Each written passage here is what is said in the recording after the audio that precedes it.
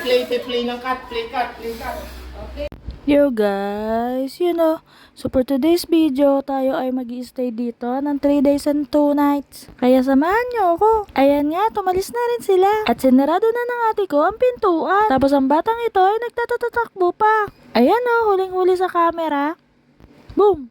At medyo nalulungkot siya dahil umalis ang kanyang daddy. Pero maya-maya nga lang pala ay bumangon na rin siya. Dahil kami ay aakyat na sa taas. Kaya ayun at patakbo siya pumunta sa may hagdanan. Kasama ng kanyang ate. Dito ngayon nasa kwarto na rin kami.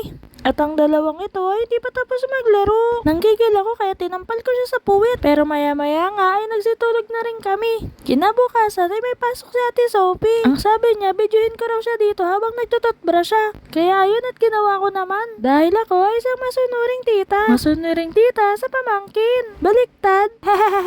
Ang tagal magtutbrush ni Ate Sophie. Kaya ang ginawa ko ay pinatay ko na ang video. Hi Sophie. Muntik na tayo malate.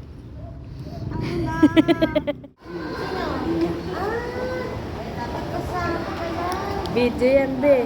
Say hi. Ngayon alam niyo na napakatagal na tong video na ito. Dahil may Christmas tree pa sa school niya. Dito ngayon naghihintay na lang ako sa labas. Dahil parating na ang kanyang teacher. Habang hinihintay ko si Ate Sophie ay nagmerienda na rin ako. Fishball at siomay at saka coke ang minerienda ko. Ang sarap-sarap kumain.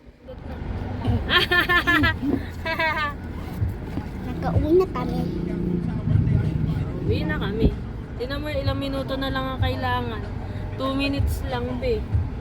Bilisan mo na, sabihin mo na lahat ng gusto mo sabihin. Hindi Uwi na kami. hindi naka-video si Tita Madel kasi lobat ang cellphone niya. Hanggang sa susunod. Paalam.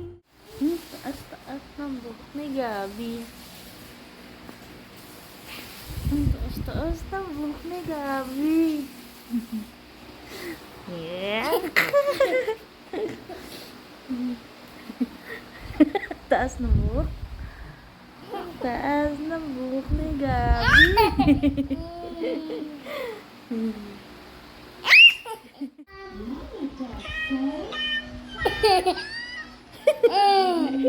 Si Gabi yun eh.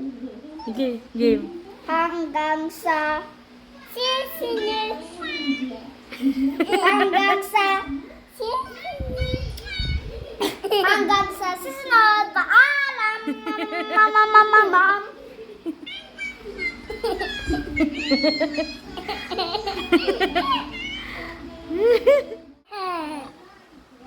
Papa sisingit.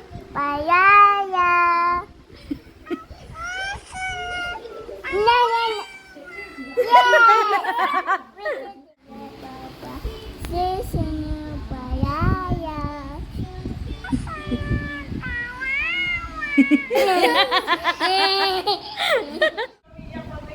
Kaya nga. Baba sisinu bayayayayay.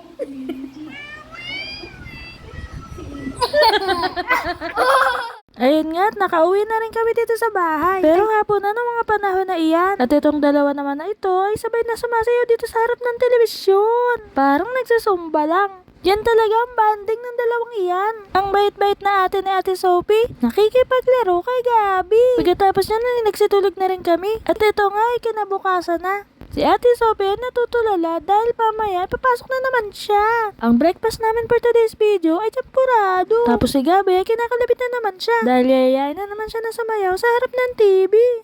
Ayan hehehehe.